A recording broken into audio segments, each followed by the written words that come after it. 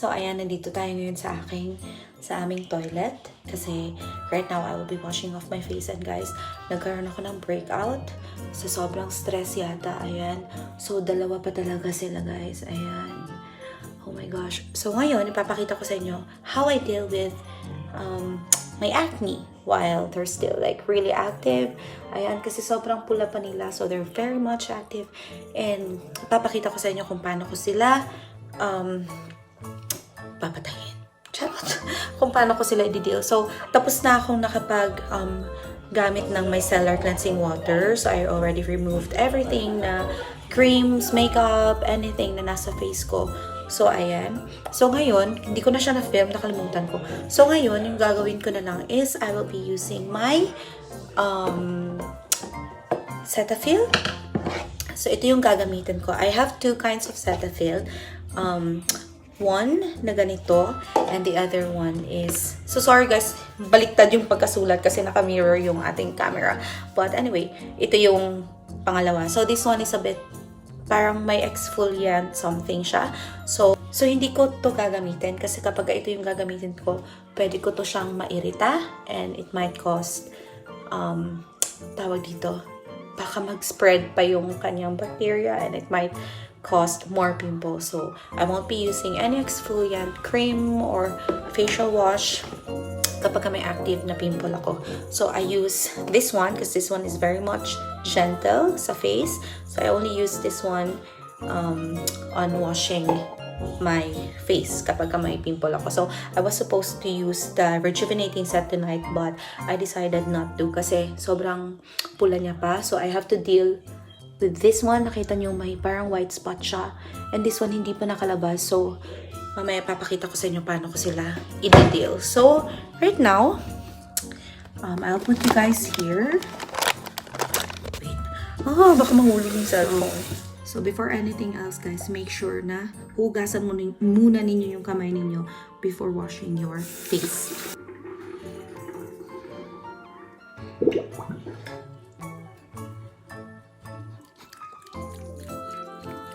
So, when you're rubbing your face, guys, kahit 1 minute, okay lang. So, huwag niyong paabutin ng sobrang tagal kasi may iirita rin yung skin ninyo. And kapag andyan yung pimple niyo, try to rub it gentle lang na pagka-rub. Or try to rub it gently para hindi siya mairita. So,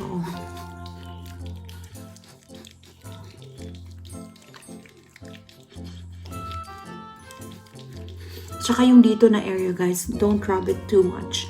Kasi napakanipis lang yung area na dyan. And magiging soggy yan. And yeah, can cause wrinkles as well. So try to make sure na itong finger na to ang gagamitin nyo for this area.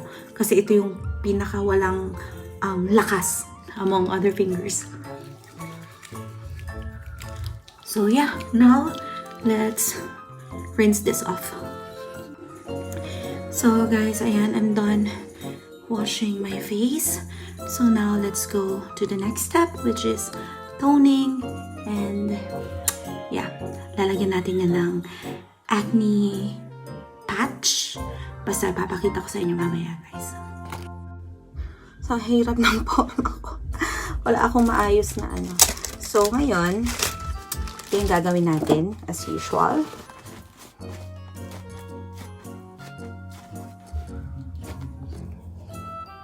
So, ayan yung ating, always make sure na maingat kayo dyan kasi you don't want it to get irritated at baka magbutas pa yung face nyo kapag irarab nyo talaga siya. So, try to make sure na you won't touch it or anything. Just rub, dab. Dab lang, ayan, ganyan. So, ngayon,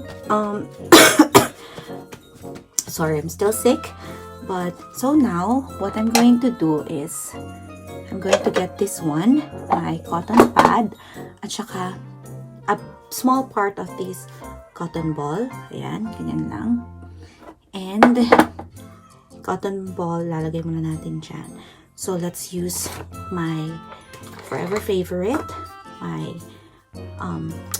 ACO toner. Medyo mahapdi siya, oh my gosh.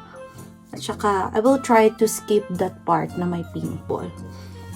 Tsaka yung lalagyan ko lang yung mga part na walang pimple. Yan. So, yan. Yan. Tapos, yung gagawin ko dun sa part na may pimple, guys. I will roll this one and make it into a cotton ball na maliit. And I will put a rejuvenating toner. So, parati akong tumitingin dito. I will put some drops ng rejuvenating na toner from Brilliant. And then, I will make use this one as a spot treatment. So, wag yung, lagyan nyo ng medyo basa talaga. Ayan, medyo basa talaga siya. And then, try to dab it dun sa area na may pimple. And when you're dabbing it, guys, try to put a bit of pressure para pumasok talaga yung toner. And talagang mababasa niya yung loob ng pimple mo. And it can cause dryness dun sa active na pimple. So, hindi siya masyadong basa. Ayan. So, just dab it. Ayan. Oopsie. Tsaka dyan sa kabila. Then, after that, let it rest lang or settle sa face. And then, I'm gonna get my ACO na acne pimple patch or master patch. So, ito guys, I would really highly recommend this dun sa mga bihira lang nagkakaroon ng pimples. Kasi ito guys, ang ganda niya as in. So, I will be filming another video tomorrow. Pag kagising ko, ipapakita ko sa inyo ano yung mangyayari. So, you have different sizes. Ayan, as you can see. May mga malalaki, meron ding mga maliliit, sobrang liit. Ayan. So, for me, I'm gonna get probably yung second dun sa pinakamalaki. Yung middle size, which is this one. So, I'm not really sure though. Or I think I'll just get the small ones. Kasi dalawa kasi sila. So, tingnan natin. No. Unahin natin tong isa. Ayan. There we go. And then, so, yep. And then, try to make sure na ibabalik niyo yung patch dun sa cover niya para hindi siya madumihan. So, the packaging is resealable. So, always make sure na naka-close siya. So, ayan na. Ayan siya. So, right now, since okay naman na siya, nalagyan ko na siya ng toner, what I will do next is I will just make use of my vitamin C. Hindi muna ako maglalagay ng oil kasi meron akong mga breakout. So, probably, hindi ko alam kung sobrang oily ba ng face ko lately or what, or stress. So, I will try to avoid serum, which is my oil renewal something. So, ito munang vitamin C yung gagamitin ko. Ayan. So, then I'll try to avoid that part na may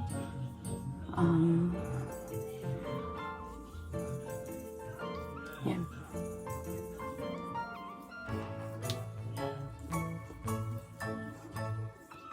So, ayan.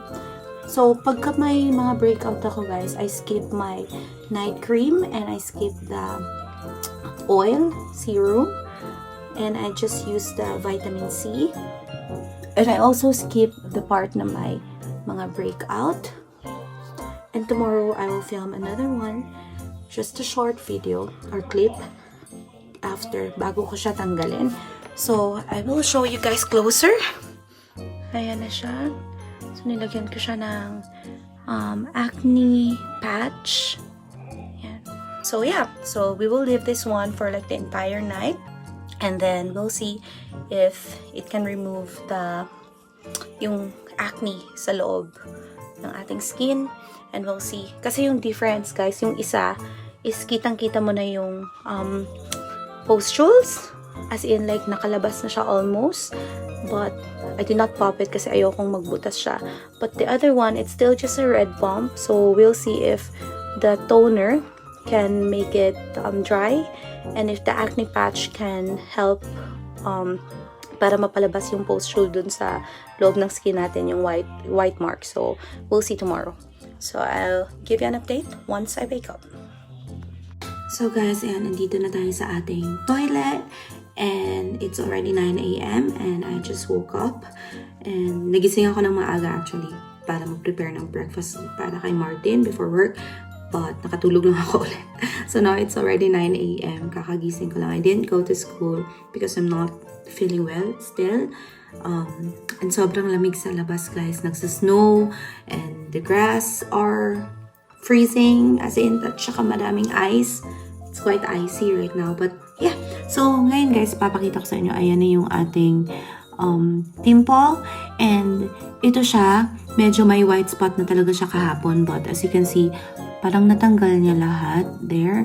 And then, yung isa naman, yung isa I remembered yesterday or last night, wala pa siyang white spot, but it's still quite red. And nilagyan ko lang siya ng toner. Tingnan nyo, ayan na din yung white spot niya. Oh my gosh, ew, kadiri.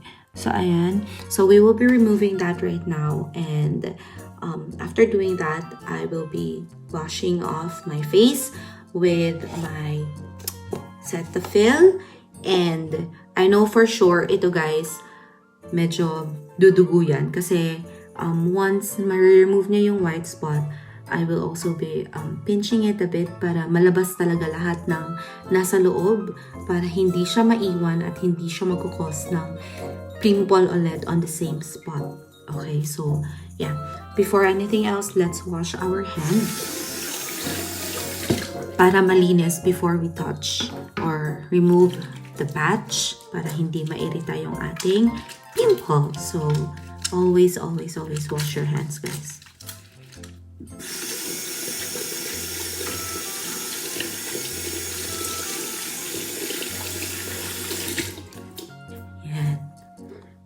So after washing our hands, I will be getting some cotton pads para i-wipe yung ating pimple mamaya kasi baka dudugo siya.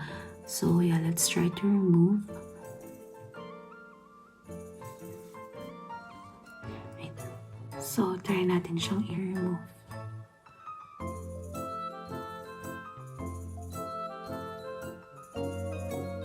Ah, okay.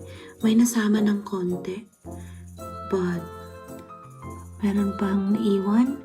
So, ayan. I don't know if you can see it, but ayan. I think you can see it, guys, but I'm not sure if you can really see it clearly. Pero, ayan. So, yung gagawin ko ngayon, I will be pinching that one later. So, tatanggalin muna natin tong isa. Oopsie. Untik na mga wait. Ayun. Yung isa guys, may nasama din na white spot. Mas marami siyang nakuha. So now, what we are going to do is we're going to pinch that one para lumabas since lumikit na siya dun sa ating hair. Ang hirap mo lang sa lamin. Oh my gosh.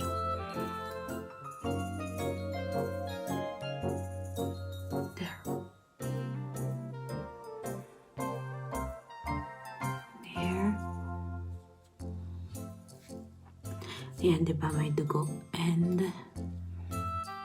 white spot. Ayan. Ew. White spot. So, dudugo yan, guys.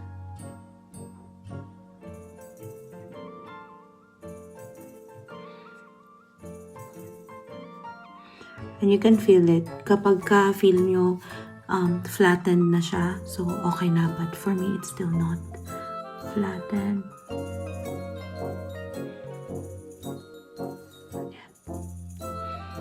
And then, yan to go. So, the other one, yung isa, pipisilin din natin yan. Mahirap po lang salamin, guys. Wait, I will just use the mirror. Tingnan niyo yung isa guys, ang dami. Ew, ayan. Diba? So, nag-dry talaga siya kagabi. Paglagay ko nung rejuvenating na toner. So, tatanggalin natin yan. Oh my gosh, hindi pa siya matalo. Oh my gosh. So, tinatanggal.